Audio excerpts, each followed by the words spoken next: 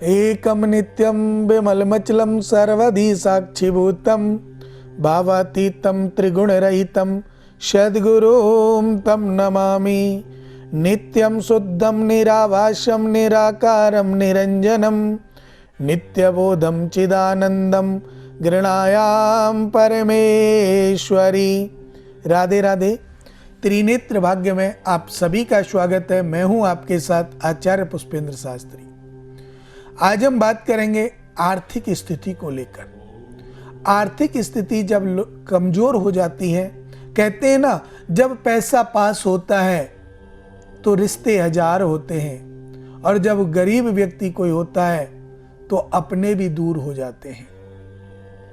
अर्थात जब हमारे पास पैसा है, हमारी आर्थिक स्थिति मजबूत है, हमारा कार्य क्षेत्र अच्छा चल रहा है, नौकरी अच्छी है, तो हमारे साथ लोग इतने जुड़ जाते हैं कि हम कल्पना भी नहीं कर सकते। अनेक मित्र बन जाते हैं। अब वो चाहे सुख के लिए बने, चाहे परेशानी देने के लिए बने, लेकिन मित्र आपके बहुत सारे होंगे। शत्रुओं की भी वृद्धि हो जाती है। लेकिन जब हमारे पास पैसा नहीं है, धन नहीं है, उस समय अपने भी हमें छोड़कर चले जाते हैं। आप एक चीज विशेष रूप से देखना कि जब अगर आपके पास पैसा नहीं होगा, आप किसी के पास बैठने जाओगे तो वो भी ये सोचेगा कहीं पैसा तो नहीं मांग लेगा, कहीं ऐसा तो नहीं है कुछ मांगने आया हो।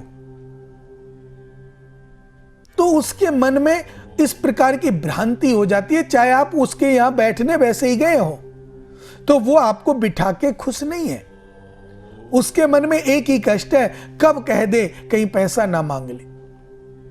अगर कोई गरीब व्यक्ति ऐसा होता है, और अगर कोई पैसे वाला जिसके पास अपार पैसा है, जिसकी आर्थिक स्थिति अच्छी है, जिसकी कंपनियां चल रही हैं, फैक्ट्रियां चल रही हैं, अगर वो किसी के घर जाए तो उसको अलग से कुर्सी दी जाती है, अलग से उसका सम्मान किया जाता है। चाहे वो गांव का ही व्यक्ति है, लेकिन चाय नाश्ते की अवश्य पूछा जाता है। उसके लिए नहीं, पैसे के लिए। माया उसकी नहीं है, माया पैसे की है। अगर पैसा पास में है तो आपका हर व्यक्ति सम्मान करना चाहता है, हर व्यक्ति आपके साथ जुड़ना चाहता है। और अगर पैसा नहीं है तो मैंने कहा अपने भी पराये हो जाते हैं। सम्मान की तो बहुत बड़ी बात है, अपमान भी ऐसा करते हैं कि उस अपमान के नीचे भी कोई शब्द नहीं रहता। तो ये समस्याएं हमारे संसार में, हमारे देश में, हमारे समाज में घुली हुई हैं। और इन समस्याओं से दूर कैसे निकल सकते हैं? अगर हम उदाहरण लेकर के किसी का चलें, कोई व्यक्ति, एक व्यक्ति फुटपाथ पे रहता है। अगर आप दुखी हैं, आपको कष्ट है, पैसा नहीं है, आपकी जिंदगी कमजोर अवस्था में चल रही है, लेकिन आपके सर के ऊपर छत है, तो एक चीज आप अवश्य देखा करें, अपने से नीचे वालों को देख लिया करो, आपका दुख खत्म हो जाएगा।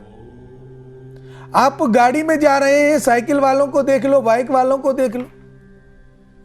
आप अगर छत के नीचे सो रहे हैं तो फुटपाथ पे सोने वाले, जो चौराहे में खुली आसमान के नीचे जो रोडों पे सोते हैं, फुटपाथ पे सोते हैं, उन्हें देख लो।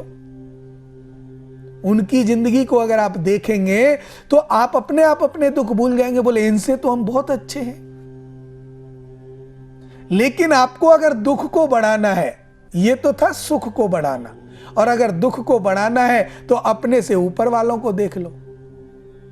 हम तो झोपड़ी में रह रहे हैं, ये महल में रह रहा है, क्यों रह रहा है? अपने आप दुख बढ़ जाएगा, क्योंकि आपकी लालसा बढ़ेगी, इच्छा बढ़ेगी, गलत काम करेंगे, दुख बढ़ेगा। लेकिन इन सब बातों को अगर आप देखें तो इन पर एक ही चीज निर्धारित रहती है, और वो है कुंडली, ज्योतिष। और ज्योतिष कोई खेल नहीं है, ज्योतिष एक विज्ञान है। जो वैज्ञानिक लोग विज्ञान पढ़ करके कार्य क्षेत्र में आगे आते हैं ना, उसको हमारे ज्योतिषियों ने, हमारे साधु संतों ने सैकड़ों साल पहले, हजारों साल पहले लिख दिया, जिसकी वैज्ञानिक आज खोज कर रहे हैं। तो ज्योतिष वो विज्ञान है। अभी पीछे आपने देखा कि जो हमारे ज्योतिषी हैं, पुराने हमारे जो ज्योतिषी हैं, हमारे साधु संत हैं, वो लिख करके गए थे कि 2020, 19-20 से लेकर के 22 तक, 23 तक महामारी का समागम रहेगा। तो वो हमारे बीच में आई, वैज्ञानिकों ने पीछे खोज की। तो ज्योतिष को कभी कमजोर नहीं समझना चाहिए। ज्योतिष भी एक विज्ञान है। हालांकि हमारे वैज्ञानिक रात दिन मेहनत करते हैं, अच्छी से अच्छी खोज कर रहे हैं, अपने काम में संलग्न हैं। अगर देखा जाए तो दो ही लोग कार्य करते हैं हमारे यहां, एक तो सीमा पर डटे हुए हमारे फौजी भाई और एक वैज्ञानिक, और तो सब अपनी नौकरी कर रहे हैं। लेकिन ये लोग अपनी जान पर खेल करके अपने कार्यों को सफलतापूर्ण बनाने का प्रयास करते हैं। बात कर लेते हैं, कॉलर जुड़ गए। राधे राधे। हेलो, राधे राधे पंडित जी। जी राधे राधे बेटा, नाम बताएं अपना। नाम हितेश है जी। हितेश, डेट ऑफ बर्थ बताएं बेटा। डेट ऑफ बर्थ है जी 12 दिसंबर 1984। समय बताइए। समय देखो ज्यादा तो कुछ याद नहीं, लेकिन समय 4 बजे का है, 4:15 सुबह। सुबह के। जन्म स्थान? जन्म स्थान है अहमदाबाद। प्रश्न कीजिए बेटा, क्या जानना चाहते हैं? प्रसन्न पंडित जी ये है कि देखो मतलब मुझे, जब मैं काम करता था, जॉब करता हूँ ना, तो मतलब ये है कि काम तो ठीक है, जॉब तो अच्छी, लेकिन ये है कि जिस तरह से खर्चे होते हैं ना, उस तरह से मतलब बचत नहीं होती है। पैसा मतलब रुकता नहीं है, मतलब टिकता नहीं है। जितने मतलब पैसा आर्थिक स्थिति की समस्या चल रही है बेटा, है ना। आर्थिक स्थिति, जितना आप कमाते हो उससे ज्यादा खर्चे के रास्ते खुल जाते हैं। देखिए बेटा, सबसे पहले बताऊं, कालसर्प दोष कुंडली में है, चांडाल दोष कुंडली में है बेटा। चांडाल दोष और कालसर्प दोष दोनों ही दोष भयावने हैं। आपको तो नौकरी कर रहे हैं, कैसे कर रहे हैं पता नहीं, क्योंकि ऐसी संभावना में तो नौकरी भी छूट जाती है बेटा। ये प्रमोशन भी नहीं हो रहा, 5 साल से ऊपर हो गए। मैं वही कह रहा हूं, ऐसी अवस्था में प्रमोशन की तो बात ही छोड़ो, नौकरी छूट जाती है। और इसी के साथ साथ मैं आपको एक ही चीज है कि आपको कालसर्प दोष का रुद्राभिषेक करना चाहिए अपने हाथों से। ठीक है, शिव मंदिर में जाकर के खुद पूजा करें और किसी अच्छे वैदिक ब्राह्मण के द्वारा पूजा कराएं। कालसर्प दोष की पूजा हमेशा अपने हाथों से करनी चाहिए। और बेटा, चांडाल दोष की पूजा आप कहीं भी करा सकते हैं, हमारे संस्थान से भी करा सकते हैं, बाहर भी करा सकते हैं, लेकिन कालसर्प दोष की पूजा अवश्य करा लीजिए। कालसर्प दोष, चांडाल दोष, दोनों दोषों की अगर आप पूजा कराते हैं तो ये जो पैसा आपका अनर्गल खर्च होता है ना बेटा, ये बंद हो जाएगा। और बेटा एक चीज और सुन लीजिएगा, संगति का बहुत बड़ा प्रभाव आपके पैसे की ओर पड़ा हुआ है। अर्थात आपकी जो संगति है, जिनसे आपकी मित्रता है, वो लोग भी आपका बहुत खर्च कराते हैं धन। तो बेटा उनसे थोड़ी सी सावधानी बरतो। देखो उसमें क्या है, काम आपका चल रहा है, मैं मानता हूं अपने मित्रों के साथ कुछ ना कुछ खर्च हो जाता है, लेकिन इतना भी नहीं कि आप सारा कुछ मित्रों के ऊपर लुटा दीजिएगा। तो आपको संभलना चाहिए। चांडाल दोष और कालसर्प दोष की पूजा करा करके आप अपने कार्यों में सफलतापूर्ण प्राप्त कर सकते हैं, धन को रोक सकते हैं और सेविंग अकाउंट आपका बन सकता है बेटा। राधे राधे। देखिए, जब व्यक्ति के जीवन में कोई सच्चाई आती है तो उस सच्चाई को मानने के लिए उसके पास दो ही पहलू हो जाते हैं। या तो उसके पास कोई जवाब नहीं होता, या फिर जवाब देने से वो कतराता है। अब मैं आपसे यही बात कह रहा था कि अगर हम नौकरी करते हैं, व्यापार करते हैं, तो हमें किस क्षेत्र में जाना है, कैसे जाना है, ये कैसे दिखलाई जाती है, किस कार्य को हम करें। तो मैं आज आपको एक छोटा सा गणित बता रहा हूं, छोटा सा। आपको इन सब चीजों के लिए 3 कुंडलियां देखनी है।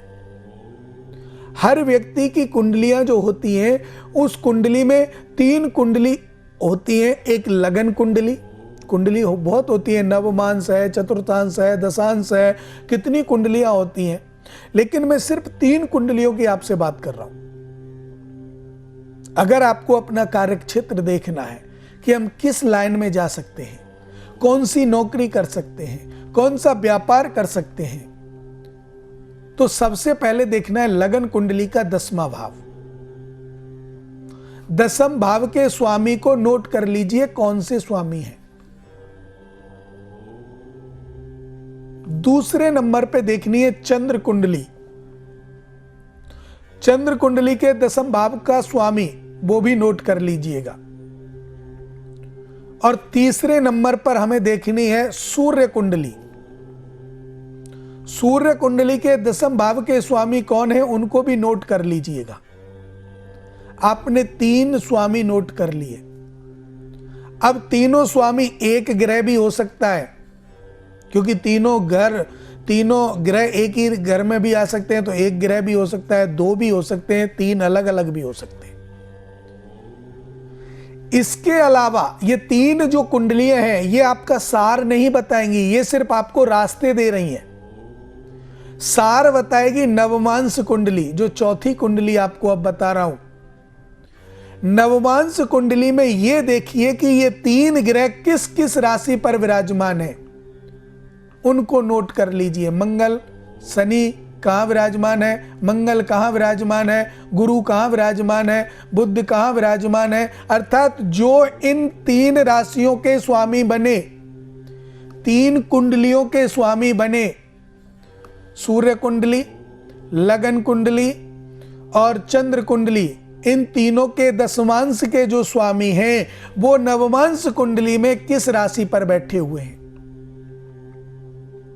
उनको नोट करके आप उन ग्रहों की दशा अवश्य देखें, किसकी महादशा चल रही है, किसकी अंतरदशा चल रही है, किसकी प्रत्यांतर दशा चल रही है। और उन तीनों को देख करके आप उनकी डिग्री देखें, कितने डिग्री पर है, एक साथ कितने ग्रह हैं, 2 ग्रह एक साथ हैं या 3 ग्रह एक साथ हैं। ये सारी चीजें जब आप देखते हैं तो आपके कार्यों में आपको पता चल जाता है कि आप किस लाइन में आपको सफलता प्राप्त होगी। मेडिकल लाइन में होगी, टीचिंग लाइन में होगी, बैंकिंग लाइन में होगी, व्यापार में होगी, नौकरी में होगी, किस लाइन में आप जाओगे, ये सारी चीजें इस अवस्था में पता चल सकती हैं। लेकिन जो मैंने बताया ये चीज आपके समझ में शायद नहीं आई होंगी, क्योंकि आप लोग अभी नहीं जानते होंगे। जो मेरे ब्राह्मण भाई अगर मुझे देख रहे हैं तो वो इन बातों को जानते हैं, वो आपको पक्का बता देंगे कि अगर आप पूछेंगे कि ऐसे ऐसे कौन सा है तो वो आपको बता देंगे। इसीलिए मैं आप लोगों से कहता हूं, जब भी आप मेरा प्रोग्राम देखें तो पेन और कॉपी पास में रखें और उनको नोट कर लिया करें कि गुरुजी ने क्या बोला है। और ये बोला है, अगर आपको मेरी भाषा में समझ में नहीं आया है तो अपने आसपास के ब्राह्मणों से पूछ सकते हैं। अगर फिर भी समझ में नहीं आया तो कभी भी इन नंबरों पर जो आपके टीवी स्क्रीन पर चल रहे हैं, कभी भी कॉल करके हमसे जानकारी ले सकते हैं, पूछ सकते हैं कि ये कुंडली में कौन सा ग्रह है, हमारा क्या काम है। अर्थात ये सारी चीजें आपको जान लेनी चाहिए। अब मैं आपको बता दूं, अगर आपका चंद्रमा अच्छा है तो चंद्रमा के कारण है अच्छे अच्छे कार्य, जैसे आप श्वेत वस्त्र का काम कर सकते हैं, आप जो परचून का काम कर सकते हैं, आप नौकरी भी, आप दूध जैसे व्यापारिक क्षेत्र हैं उनमें आप कर सकते हैं, उसका व्यापार भी आप कर सकते हैं। तो अर्थात हर ग्रह की अलग अलग है। जैसे मंगल हो गया, मंगल का आप मेडिकल लाइन में भी आप जा सकते हैं, आप मेडिकल लाइन में नौकरी भी कर सकते हैं, व्यापार भी कर सकते हैं। तो अनेक प्रकार की, बुद्ध में हरित क्रांति जैसे खेती, आप एग्रीकल्चर से भी जुड़े संबंधित प्रोग्राम कार्य कर सकते हैं, चाहे वो नौकरी हो या व्यापार हो।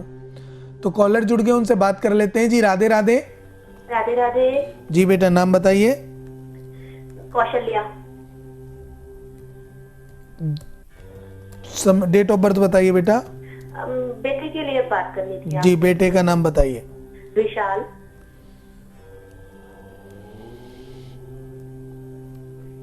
साल की डेट ऑफ बर्थ बताइए बेटा। जी जी 7 सितंबर जी 95। समय बताइए। 12:10 दोपहर के। 12:10। जी हाँ जी दोपहर में। जी बेटा। जन्म स्थान? जी ये ना भुवनेश्वर में हुए हैं।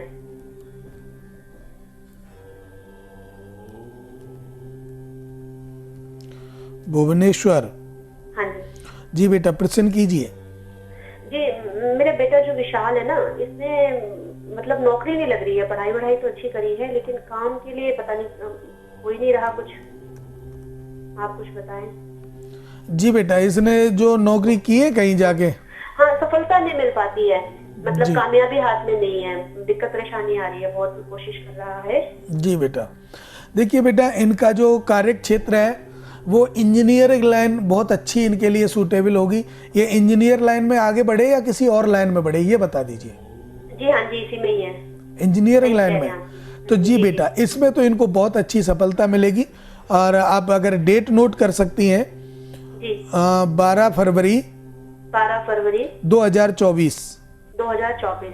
ये बेटा एक साल जो ये 23 का वर्ष है जो अब चल रहा है वर्तमान 23 में, ये वर्ष थोड़ा सा इनको वैसा है कि इसमें कार्य क्षेत्र आगे पीछे हो सकता है, कभी लग गया छूट गया, लेकिन 24 के बाद फरवरी के महीने में 24 के बाद इसका एक अच्छा जीवन व्यतीत होगा और अच्छे कार्य क्षेत्र होंगे। इसके लिए बेटा इनसे दो बात आपको कहनी है। जी बताएं। एक तो ये प्रतिदिन अगर कहीं चींटी है तो चींटियों को भुना हुआ आटा डाल के आए या गोले में आटा भर करके कई चींटियों की जगह पर गाड़ दें एक ही दिन, ठीक है बेटा। और मछलियों के लिए आटे की गोली बना करके जलाशय में डालें। ये दो कार्य ये करेंगे बेटा तो निश्चित रूप से इनको लाभ मिलेगा। और एक काम और, गुरुवार इनको 5 या 7 गुरुवार ये कार्य करना है। 3 केले बेटा, 3 ही केले होने चाहिए, ना 2 हो ना 4 हो। 3 केले किसी भी बच्चे को ये खिला दें। अगर किसी बच्चे को नहीं खिला सकते, किसी को भी जरूरतमंद को दान कर दें उन केलों को। वहां भी नहीं कर सकते क्योंकि कोई शक करता है, कोई कुछ और करता है, तो आप मंदिर में चढ़वा दें। हर गुरुवार को 3 केले अगर आप मंदिर में चढ़वाएंगे तो इनके कार्य क्षेत्र में जो बाधा आ रही है, जो 24 में कार्य खुलने वाला है वो 23 में ही खुल जाएगा और इनका जीवन बेटा आगे चल के सफल होगा। ठीक है बेटा, सुन पा रहे हो? जी जी। तो इन कार्यों को आप कीजिएगा, निश्चित रूप से आपकी सफलता प्राप्त होगी। उपाय आप नोट कर लिए और इनको करके आपका जीवन सफल होगा बेटा। राधे राधे। देखिए कई बार ऐसा होता है कि व्यक्ति सोचता कुछ है और हो कुछ जाता है। अगर बच्चे ने मेहनत की है, पढ़ाई लिखाई की है, नौकरी नहीं मिल पा रही है, तो ये सबसे बड़ी समस्या है। क्यों नहीं मिल रही है नौकरी? क्या कारण है जो नौकरी नहीं मिल रही है? अगर नौकरी नहीं मिल रही है तो इसके पीछे मेन कारण क्या है, इनको भी देखना चाहिए। अगर नौकरी में परेशानी आ रही है तो इसके पीछे मेन कारण क्या है, उसको भी देखना चाहिए। और ये आपकी कुंडली दर्शाती है। अब मैं जो बात कर रहा था आपके कार्य क्षेत्र को लेकर के, मैंने आपको बताई कि कार्य को कैसे सफलतापूर्ण बनाया जा सकता है, कार्य को कैसे हम आगे बढ़ा सकते हैं। अब अगर जिन भाइयों का व्यापार क्षेत्र में परेशानी चल रही है, जो व्यापार बहुत ज्यादा करने की प्रयास करते हैं, अर्थात लाभ नहीं हो रहा है, नुकसान पे नुकसान हो रहा है, ऐसे लोग विशेष रूप से अपने जो मेन गेट है व्यापार क्षेत्र का, उसको अवश्य देख लें। व्यापार क्षेत्र का जो मेन गेट है उसको आपने अगर देखा है तो ध्यान से देखना। आज आप अपने व्यापार क्षेत्र पर जा रहे हैं, आपको देखना है। क्या देखना है? आपने कहीं गणेश भगवान की फोटो मेन गेट पर तो नहीं लगा रखी। और मैं ये नहीं कह रहा हूं कि ये अशुभ है, ये शुभ है, लेकिन ये देखना कि आपने लगा रखी है। अब आप कहेंगे गणेश जी की फोटो तो लगा रखी है, तो बेटा ऐसा भी कहा गया है कि गणेश जी का फोटो आपने मेन गेट पर लगाया है और गणेश जी की पीठ के पीछे दरिद्रता है। अब जब गणेश जी की पीठ के पीछे दरिद्रता है, मेन गेट पर आपने फोटो लगाया, तो पीछे तो दरिद्रता रहेगी, व्यापार क्षेत्र में नुकसान होगा कि नहीं होगा। आगे बात अवश्य इसके बारे में जारी रखूंगा। कॉलर जुड़ गए, उनसे बात कर लेते हैं। जी राधे राधे। राधे राधे पंडित जी। जी बेटा, नाम बताइए अपना। पंडित जी मेरा नाम तो साक्षी है। किसके बारे में जानना चाहती हैं? पंडित जी मैं अपने पति के मतलब पूछना चाह रही हूँ, अपने हस्बैंड के बारे में। उनका कारोबार को लेके बहुत दिक्कत आ रही है पिछले 2 साल से पंडित जी। मतलब अपनी फैक्ट्री है पर पिछले 2 साल से बहुत नुकसान हो रहा है। वैसे तो बहुत अच्छी चल रही थी अभी तक। पति का नाम बताइए। हाँ, पति का नाम पंडित जी मनोज। बेटे डेट ऑफ बर्थ है पति की? हाँ पंडित जी, 31 अगस्त जी। ये इनका है 65 है। हाँ जी, 65 का। टाइम पंडित जी शाम का है 7:30 बजे के करीब का। 7:30 बजे, 7:30 मतलब ऐसे ही बताती थी सासू माँ हमारी कि 7:15 से 7:30 का टाइम था कुछ रात शाम का। जन्म स्थान बेटा? ये इनका नागपुर है। व्यापार क्षेत्र को लेकर परेशान है, व्यापार हाँ जी, आपका अच्छा नहीं चल रहा है, ये आप बताना चाह रहे हैं, ठीक है बेटा? हाँ हाँ हाँ हाँ, फैक्ट्री है हमारी, परंतु मतलब पिछले वैसे समय बहुत अच्छी चल रही थी। पिछले 1-1.5 साल से दिक्कतें ज्यादा हो रही है। मतलब कि ज्यादा करके दिक्कत क्या आती है, जो काम करने वाले लड़के हैं वो नहीं रुक पा रहे हैं। ये परेशानी ज्यादा आ रही है हमें। वर्कर नहीं रुक पा रहे ना बेटा? हाँ जी वर्कर नहीं रुकता है। देखिए बेटा, अगर कुंडली के हिसाब से हम देख पा रहे हैं, कोई ऐसी समस्या हमें दिखाई नहीं दे रही है। अच्छा पंडित जी। हाँ, कुंडली का ऐसा संयोग है कि कुंडली तो आपके पति की बहुत अच्छी दिखाई दे रही है बेटा। लेकिन अगर आप जैसा कह रही हैं, उनके आपके पति का नाम आपने बताया मनोज? हाँ जी पंडित जी।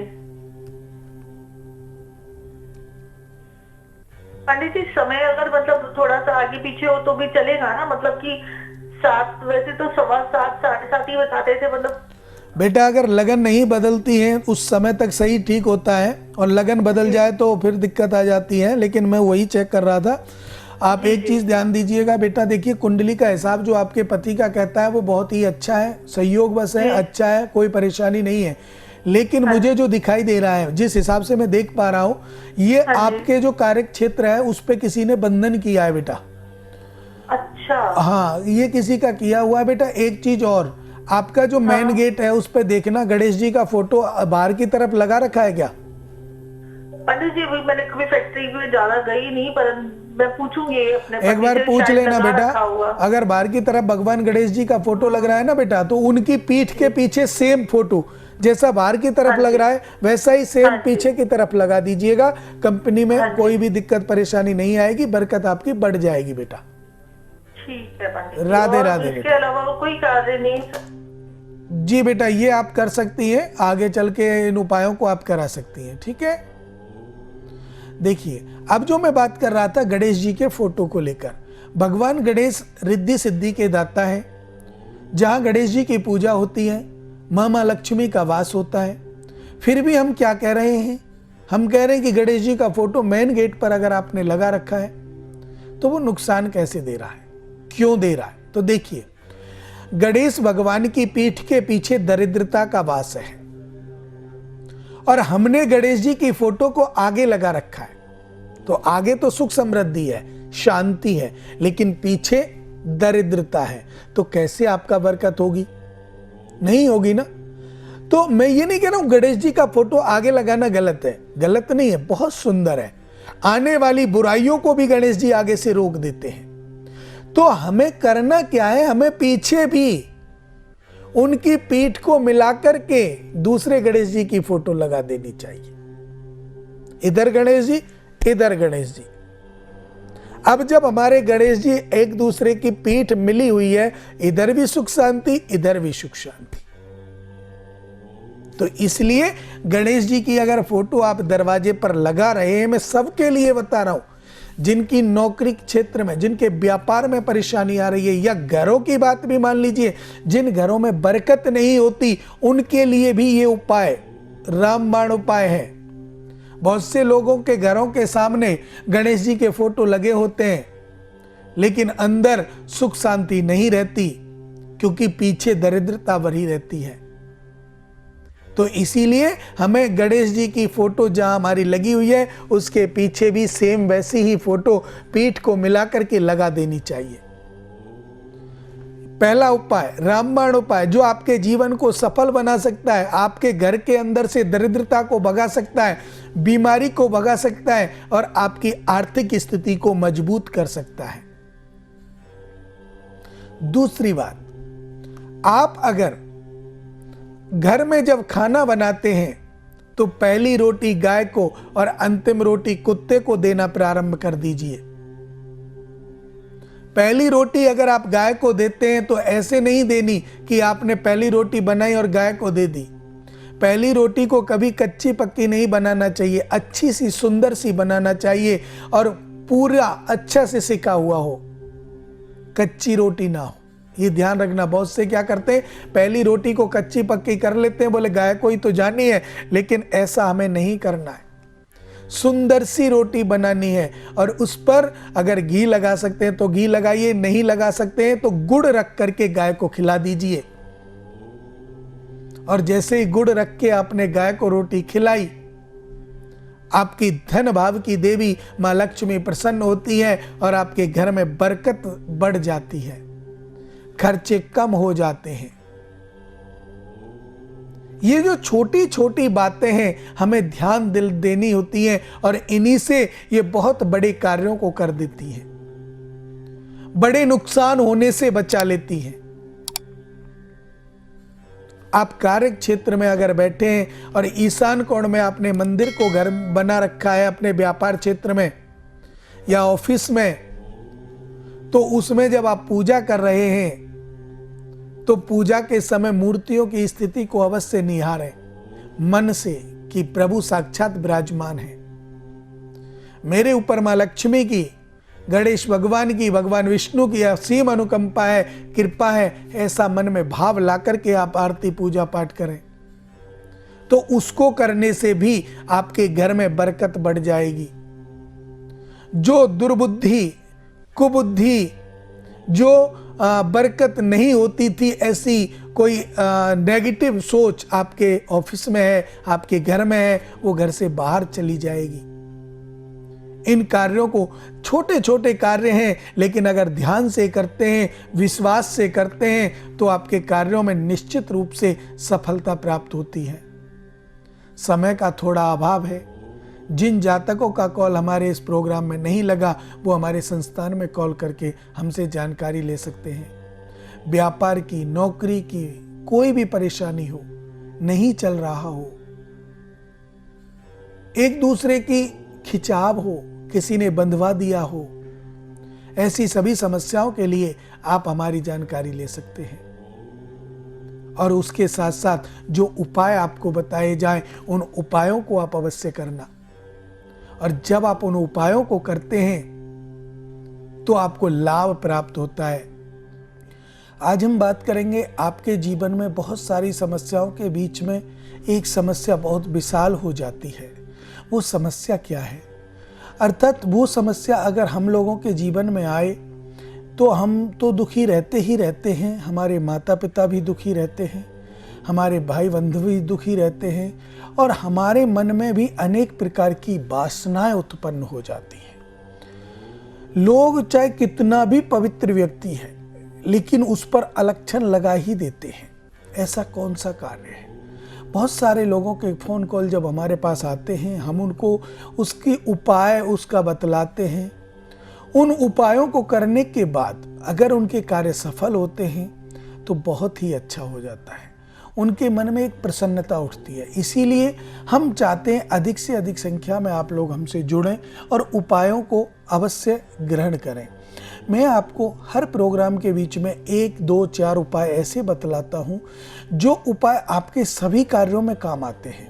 अगर उन उपायों को आप करेंगे, समय से, नियम से और विश्वास से करेंगे तो निश्चित रूप से आपके सभी कार्य जिस निमित्त आप कर रहे हैं वो सफल होंगे। क्योंकि जब हम विशेष रूप से देखते हैं कि कोई कार्य ऐसा है जिसको हम कर रहे हैं और वो कार्य जब हम कर रहे हैं उसमें सफलता प्राप्त होती दिखती है, तो व्यक्ति के मन में प्रसन्नता का उद्गम होता है, मन प्रसन्न रहता है, आसपास का वातावरण अच्छा लगता है।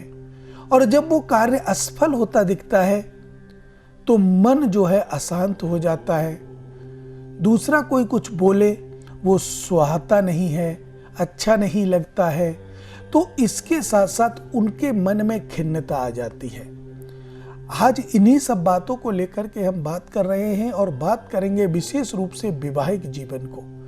जिन लोगों के विवाह में विलंब होता है, विवाह नहीं हो पाता है, पूरा जीवन उनका विवाह नहीं हो पाता या विवाह में विलंब होता है, तो ऐसा क्यों होता है, क्या कारण है? और विवाह में हमें सबसे ज्यादा किन किन चीजों का ध्यान रखना चाहिए? कैसे हम विवाह जल्दी करा सकते हैं? कैसे विवाह की जो हमारी उम्र है वो ना निकले और किस अवस्था में कुंडली के दोषों के कारण वो निकल जाती है? अर्थात इन्हीं सब बातों पर आज हम चर्चा करेंगे। तो आपके टीवी स्क्रीन पर जो नंबर दिए जा रहे हैं वो आपके कार्यों को सफलतापूर्ण बनाने के लिए दिए जाते हैं। तो आप इन पर कॉल करके अपने बारे में, अपने परिवार के बारे में, अपनी समाज में कोई भी ऐसा व्यक्ति है जिसका आप अपना मानते हैं, उनके बारे में आप जान सकते हैं। अगर आपके घर परिवार में ऐसा कोई कार्य है कि जिनका विवाह में विलंब हो रहा है, विवाह हो नहीं पा रहा है, तो ऐसे लोग भी हमारे यहाँ संपर्क करके अपने कार्यों को सफल बना सकते हैं। क्योंकि हम तो एक ही कार्य जानते हैं, विश्वासो फलदायकम। विश्वास अगर है तो फल अवश्य प्राप्त होगा। अगर विश्वास नहीं है तो फल की इच्छा करना व्यर्थ है, क्योंकि बिना विश्वास के कार्यों में सफलता नहीं आती। कहते हैं ना, भगवान की मूर्ति को अगर हम देखें तो मूर्ति तो पत्थर की है, लेकिन हमारी आस्था, हमारा विश्वास ही उसके अंदर भगवान के प्राण डाल देता है, वो भगवान स्वरूप हो जाता है। आपने बड़े बड़े मॉल, दुकान आदि में देखा होगा, भगवान की जहां मूर्तियां बनती है वहां देखा होगा लोग मूर्तियों पे चढ़ रहे हैं, क्योंकि वो मूर्तियां उस समय तक प्राण प्रतिष्ठित नहीं हुई, मंदिर में नहीं आई। अभी वो सिंपल पत्थर है और पत्थर का आकार उन्होंने मूर्ति को दे दिया है।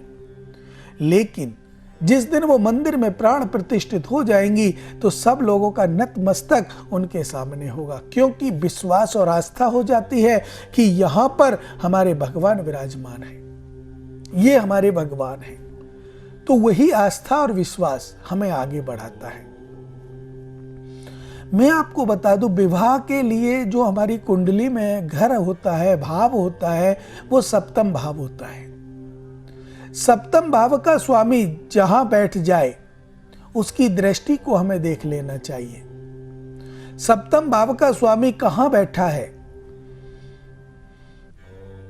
जिस जगह बैठा है, जिस अवस्था में बैठा है, जिन ग्रहों की दृष्टि से बैठा है, उस हिसाब से हम लोगों को उसका फलित कर देना चाहिए, फल बताना चाहिए।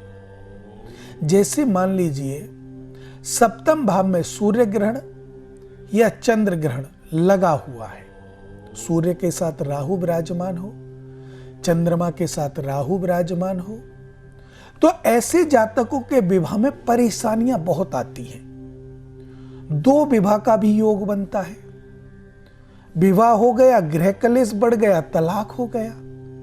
तो ऐसे जातक अपने विवाह को सफलतापूर्ण नहीं बनाते, पूरे जीवन उथल पुथल बनी रहती है जब तक वो अपने कार्यों में सफलतापूर्ण कार्य नहीं करते और उपाय नहीं कराते।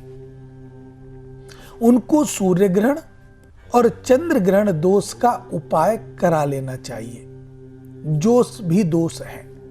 अगर राहु चतुर्थ भाव में बैठे हुए हैं, शत्रु की राशि पर है, या वो अपने मित्र की राशि पर बैठकर के शत्रु की राशि को देखते हो और वो सप्तम भाव में विराजमान हो, तो ऐसी अवस्था में भी हम बता सकते हैं कि ऐसे लोगों का, जातकों का विवाह में विलंब होगा और विलंब के साथ साथ गृह कलेश, विवाह में अड़चन आती रहेंगी और विवाह होगा तो कलेश पूर्ण जीवन रहेगा।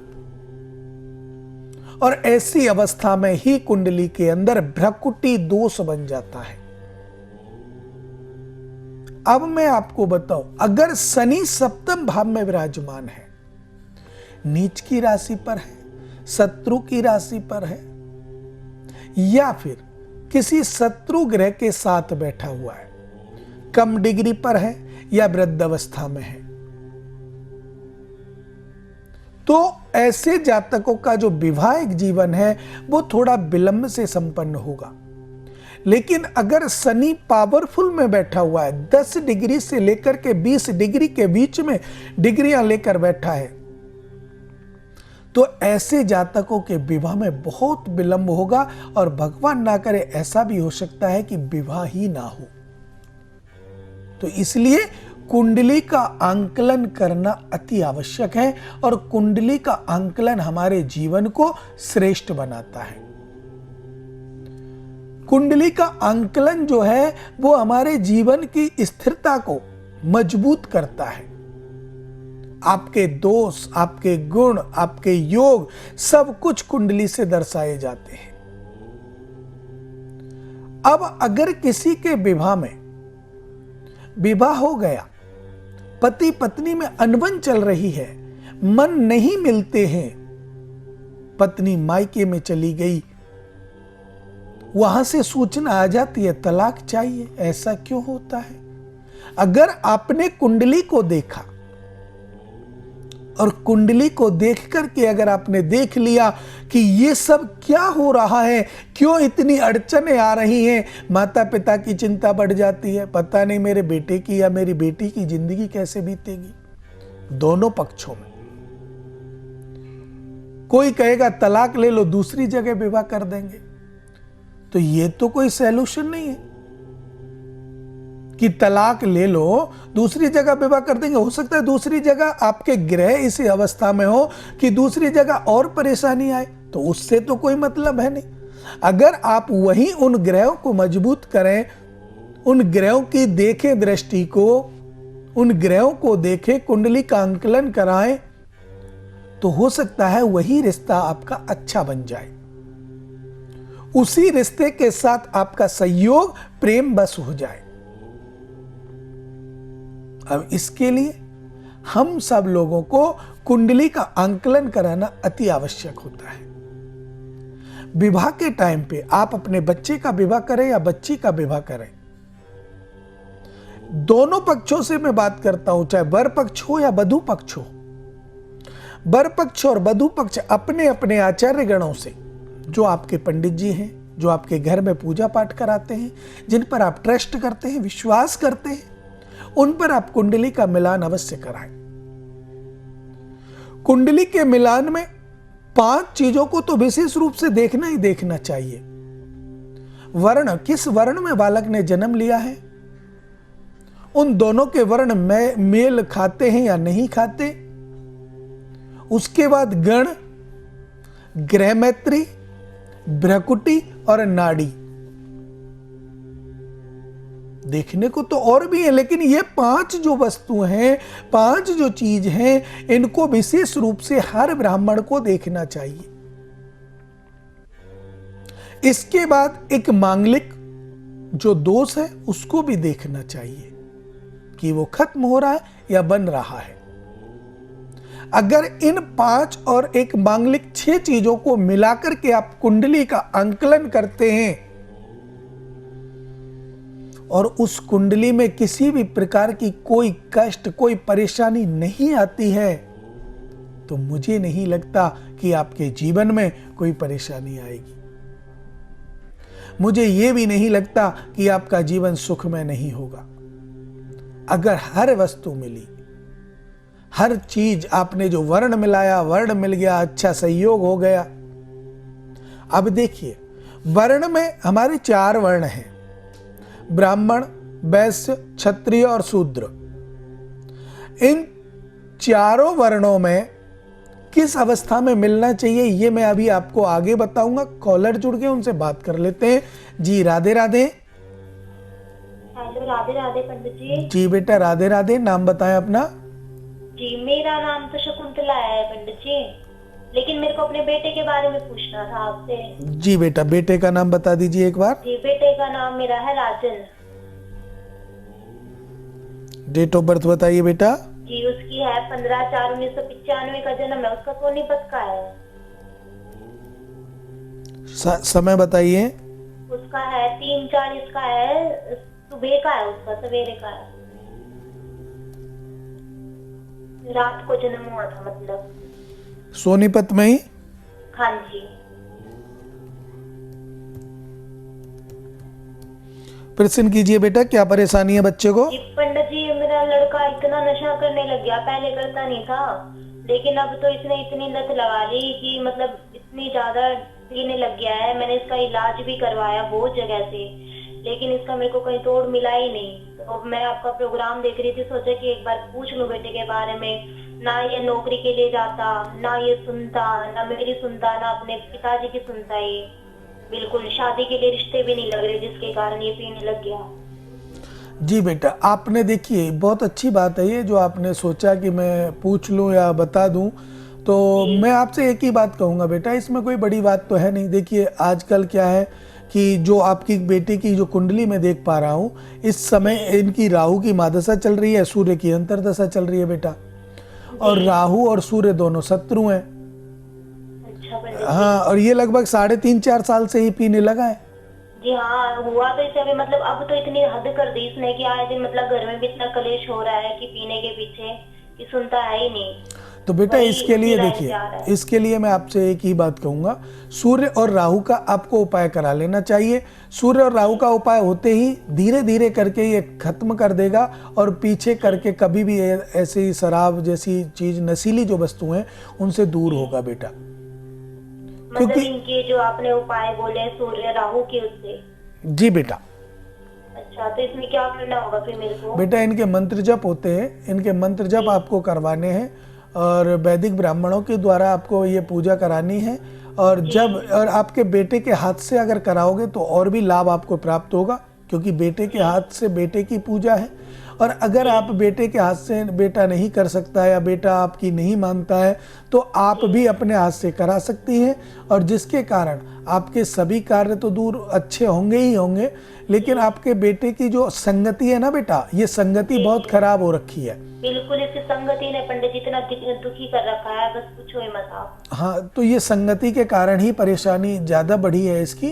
तो उसके लिए आपको यही करना है, संगति को अगर बदलना है इसकी को, तो सबसे पहले इन ग्रहों को संतुष्ट करना है। और ग्रह जैसे ही संतुष्ट होंगे, बेटे की संगति बदल जाएगी, और संगति बदलते ही इनके कार्य में सुधार आएगा, नशीली वस्तुओं से दूर होंगे, और अपने घर में स्थिरता करेंगे, नौकरी पेशे वाले भी बन सकते हैं। मतलब ये छोड़ देगा ना? ऐसा तो नहीं कि मतलब कि भाई इसने ऐसी लत लगा ली, छोड़ी ना, कभी छोड़ देगा ना? नहीं बेटा, बिल्कुल छोड़ देगा, ऐसी कोई बात नहीं है। जी। इतनी बड़ी लत नहीं लगी है अभी इनको कि इसके बगैर ये रह नहीं सकते। लेकिन हाँ, अगर ज्यादा समय और हो गया तो शायद ना छोड़े, क्योंकि फिर व्यक्ति को आदत लग जाती है, और आदत को छुड़ाना बहुत बड़ी बात है। अभी वही तो हो रहा है। अभी इतनी कोई आदत नहीं है, अभी तो सिर्फ ये शौक में पीता है, फिर कभी गम में पीता है, या कुछ भी है। कुछ ग्रहों का जो दोष है वो इनके मन को अस्थिर करते हैं। बेटे इसका विवाह हुआ या नहीं हुआ अभी? ना पंडित जी, अभी ना है इसका ब्याह भी। मतलब शादी के लिए भी रिश्ते कहाँ लग रहे हैं, इतना पीने लग गया। लड़की वाले आते हैं, वही है नशा है, आस पड़ोस के लोग बोल देते हैं कि भाई लड़का भी ऐसा है, नशा करता है, तो कौन देगा अपनी ऐसी लड़की? हाँ, तो कोई बात नहीं बेटा, इसका विवाह भी होगा, कोई दिक्कत नहीं है। जल्दी से जल्दी ये अपनी शराब को छोड़ेगा। इन उपायों को आप कीजिए, और अच्छे वैदिक ब्राह्मणों से आप कराइएगा। राधे राधे। जी राधे राधे पंडित। देखिए, हर व्यक्ति के जीवन में बहुत सारी समस्याएं आती हैं। अब वो चाहे किसी भी प्रकार की हो, नशे की हो, नौकरी की हो, व्यापार की हो, शादी की हो, बीमारी की हो, कोई समस्या कैसी भी हो, तो ये समस्याएं आदमी को तोड़ देती हैं, निचोड़ देती हैं। क्योंकि समस्याओं को सहना सिर्फ एक आदमी ही जानता है। मनुष्य योनि में जो जन्मे हैं वही समस्याओं के उद्गम और आगम तीनों चीज़ों को विशेष रूप से जानते हैं। तो हम बात कर रहे थे वैवाहिक जीवन में जो पति पत्नी में अनबन रहता है वो क्यों रहता है। पति पत्नी में अनबन रहने के 3 कारण हैं, राहु, मंगल और शनि। ये तीनों कारण पति पत्नी में अनबन पैदा करते हैं। ये अगर अच्छे हों तो दाम्पत्य सुख बहुत अच्छा होता है। ये अगर कमजोर हो, नीच की स्थिति में हो, शत्रु की राशि पर हो, तो ये परेशानी देते हैं। लड़की का बृहस्पति अच्छा होना चाहिए और लड़के का शुक्र अच्छा होना चाहिए। शुक्र और बृहस्पति अगर लड़के और लड़की के अच्छे हैं तो भी उनके जीवन में ये समस्याएं नहीं आएंगी, क्योंकि उनका वो जीवन एक विशेष अच्छी तरह से जीवन यापन होगा। क्योंकि कहा जाता है ना, जब कोई व्यक्ति अपने लोगों को इतना प्रेम करे तो वो क्यों करता है? क्योंकि उनका शुक्र अच्छा होता है। हम लोग नहीं चाहते कि हम उससे प्यार करें या उससे दुश्मनी करें। कोई नहीं चाहता कि मेरी दुश्मन बढ़े, कोई नहीं चाहता कि मेरे शत्रु बढ़े, लेकिन बढ़ते कब हैं? चतुर्थ भाव जो सुख का होता है उसमें अगर 2 पाप ग्रह एक साथ बैठ जाएं, आपस में शत्रु हो, तो ऐसी अवस्था में आपके दुश्मनों में बढ़ोतरी होती है। षष्ठ, अष्टम और द्वादश भाव में ऐसी अगर युति हो तो भी आपके दुश्मनों में वृद्धि होती है। तन सप्तम भाव में अगर ऐसी वृद्धि हो, षष्ठ भाव में ऐसी वृद्धि हो, युति हो, तो भी शत्रुओं में आपकी वृद्धि होती है। और उस वृद्धि को आप रोक सकते हैं, लेकिन ग्रहों की गणना करके, उनके उपाय करके, उनके कार्य क्षेत्र को सफलतापूर्ण पूरा करके। समाधान, देखिए, बीमारी जब उत्पन्न होती है इलाज उसका अवश्य मिल जाता है। जब समस्या आती है तो समाधान भी उसका है। करने वाला और कराने वाले मजबूत होने चाहिए। एक तो करने वाले की स्थिति अच्छी हो, जो पूजा पाठ को कर सके, जिस पर आपका विश्वास है, और एक कराने वाले की मनोवृत्ति मजबूत हो कि उसने अगर संकल्प किया है तो उस कार्य को पूरा करे।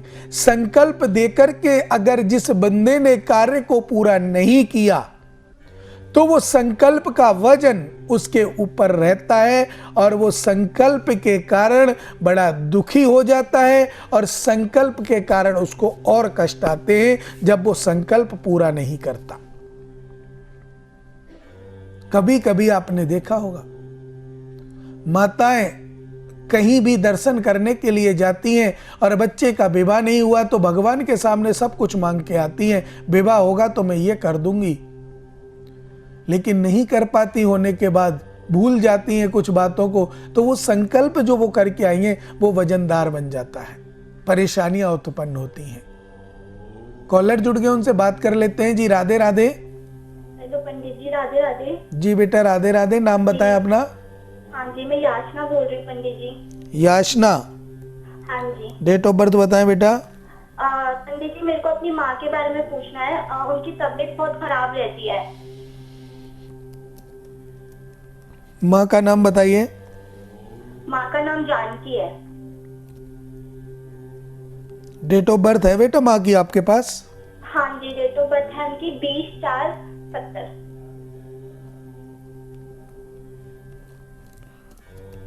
टाइम बताइए बेटा। टाइम नहीं पता गुरुजी उस टाइम का। पिताजी का नाम बताइए। पिताजी का नाम रामदास है।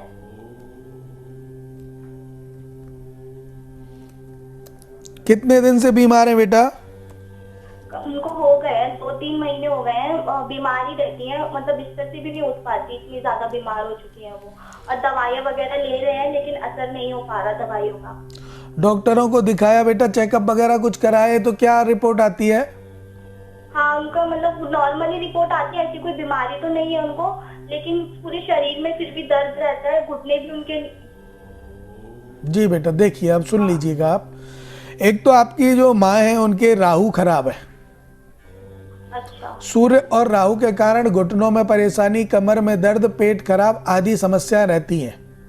हाँ जी पंडित जी। दूसरा बेटा, उनको कुछ ऐसी समस्याएं भी दिखाई देती हैं जो घर में कोई परेशानी का आगम करती हैं। आपके घर में पितृ दोष है बेटा, पितरों को किसी ने बंधवा दिया गया है और किसी मसान शक्ति को आपके घर पे छोड़ा है, अच्छा। तो उसके कारण भी ये परेशानियां आपको आ रही हैं। किसी का किया कराया आपके घर पर है और उसी से कभी माँ बीमार होती है, कभी आप खुद बीमार होते हैं, कभी पिताजी बीमार होते हैं, अर्थात बीमारी घर में लगभग 3 साल से चल ही रही है। हाँ जी। तो इसके कारण देखो, सबसे पहले मैं तो यही कहूंगा कि जो किया कराया जैसी समस्या है, पहले तो उसको आप दूर करें। पंडित जी कैसे होगा ये, क्योंकि मेरा भाई तो रहते ही नहीं, वैसे घर पे जॉब करते हैं हम दोनों, तो मम्मी जी रहती है और फिर डर भी लगा रहता है इतना, मतलब वो अकेली रहती हैं और बीमार भी रहती हैं। जी बेटा देखिए, सबसे पहले मैं आपको कुछ दिन के लिए ऐसे उपाय बता रहा हूँ जिससे कि वो ठीक होने लग जाएंगी और आप अपने कार्यों को अगर कराने में सक्षम हैं तो उसको करा सकते हैं। आप हमारे संस्थान के द्वारा करा सकते हैं। आपके आसपास कोई अच्छे तांत्रिक हों, अच्छे ब्राह्मण वैदिक हों, ज्योतिषाचार्य हों जो उनको जान सकते हैं, तो वो भी उस कार्य को कर सकते हैं। ठीक है बेटा? तो देखिए, इसके लिए आपको करना क्या है, विशेष रूप से अगर आप देखेंगे तो अपनी माँ के से बोलना है, या आप अगर माँ के पास हैं या जाती हैं तो आपको खुद को उनके साथ आप ना करें, आपका भाई वगैरह या आपके पिताजी वगैरह है वो उस कार्य को करें तो और ज़्यादा अच्छा रहेगा। ठीक है बेटा? उसमें करना क्या है, एक जायफल लेना है बेटा, एक नींबू लेना है। जायफल और नींबू को माँ के ऊपर उसारना है, परमपिता परमात्मा का नाम लेकर के, त्रिनेत्रधारी भगवान भोले का नाम लेकर के, शिव जी का नाम लेकर के, या आप जिसको इष्ट मानते हैं उनका नाम लेकर के उसको 21 बार उसारना है बेटा। चाकू अपने साथ रखना है और उसार के अपने घर से बाहर निकल जाइए। किसी सुनसान जगह हो, कोई आपको देखे नहीं, ऐसी जगह पर जाकर के उसे 4 हिस्सों में नींबू को काट दीजिए और विपरीत दिशा में फेंक दीजिए बेटा। और जो जायफल लेके गए हैं वो जायफल भी आप बहुत दूर जाकर के किसी बहते पानी में, अगर बहता पानी नहीं है कि तो जंगल में जाकर के फेंक सकते हैं। अगर जंगल भी नहीं है तो पार्क में किसी पेड़ की जड़ में उसको गाड़ करके आप आ सकते हैं। ऐसा अगर करेंगे तो आपके कार्यों में सफलता आएगी और जो परेशानी आपकी माँ को आ रही है, बीमारी का पता आपको चल जाएगा, जो अब तक नहीं चल पा रहा है कि क्या बीमारी है, उस बीमारी का पता चल जाएगा कि ये बीमारी हमारी माँ को है और उसका इलाज डॉक्टरों के द्वारा लिया जाएगा तो वो पूर्ण रूपेण ठीक हो जाएंगी और उनका जीवन सुखमय हो जाएगा बेटा। जी राधे राधे। जी राधे राधे। देखिए, व्यक्ति के जीवन में बहुत सारी समस्याएं तो होती ही होती हैं, लेकिन कुछ लोग क्या करते हैं, अनर्गल आपको डराते हैं। आपको अनर्गल डरना नहीं है। ये चीज इतनी कोई विशाल नहीं है, कोई बड़ी नहीं है कि ये आपको खा जाएंगी। आपको लोग डराते हैं, आप डर जाते हैं। आपको डरना नहीं है, आपको साहस से काम लेना है। आपको सिर्फ घरेलू उपाय करके भी आप अपने कार्यों को सफलतापूर्ण बना सकते हैं। आप अपने जीवन में प्रकाशित कर सकते हैं, लेकिन कोई बड़ी अगर बीमारी है तो उसका आप उपाय करा सकते हैं और वो आप कहीं से भी करा सकते हैं। आप हमारे संस्थान से करा सकते हैं।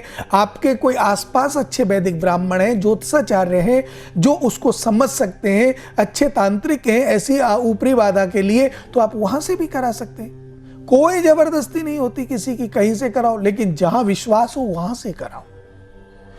भेड़ चाल में बिल्कुल ना चलें कि उसके पीछे लाखों चेले हैं तो हम भी उसी के चेले बनेंगे। ऐसा नहीं होना चाहिए। उनके साथ साथ आप उनकी गुणवत्ता को पहचानो कि उनके अंदर कौन सी गुणवत्ता है। हमारा, क्योंकि देखिए, एक बार अगर आपने गुरु बना लिया तो आपको उनका अपमान सहन नहीं करना होता है। तो ये सारी बातें जो होती हैं, उनकी बुराई नहीं करनी होती। और कोई ऐसी उनकी आपको कमजोरी पता चल जाए, कोई गलती पता चल जाए, आप उनकी बुराई करने लग जाए, तो आपको उनके ऊपर परेशानी आपके ऊपर आएंगी। तो इसीलिए हम कहते हैं कि समस्या जब आती है तो उसका समाधान भी होता है, लेकिन हम लोगों को समझदारी से आगे बढ़ना है। अब जिन जातकों के विवाह में विलंब हुआ, ये मैंने बताया क्यों हुआ।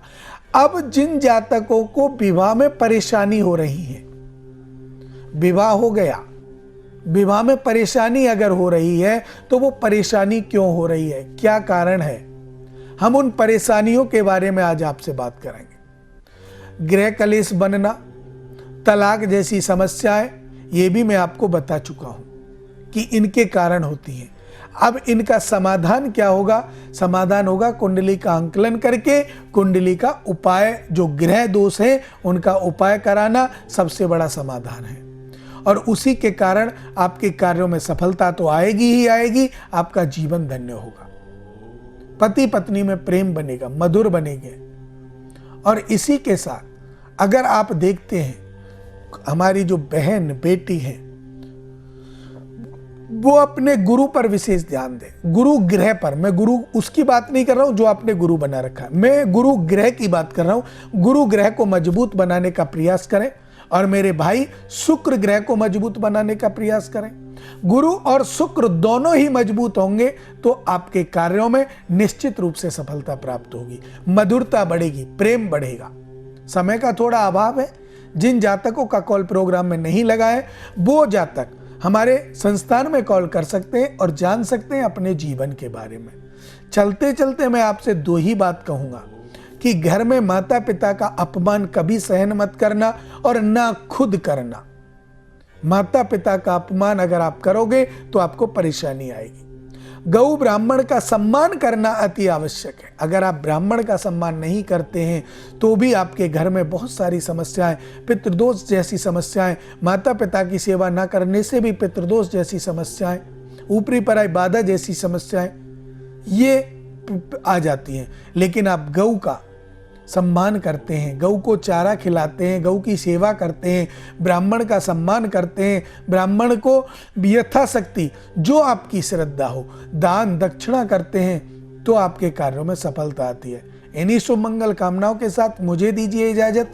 राधे राधे।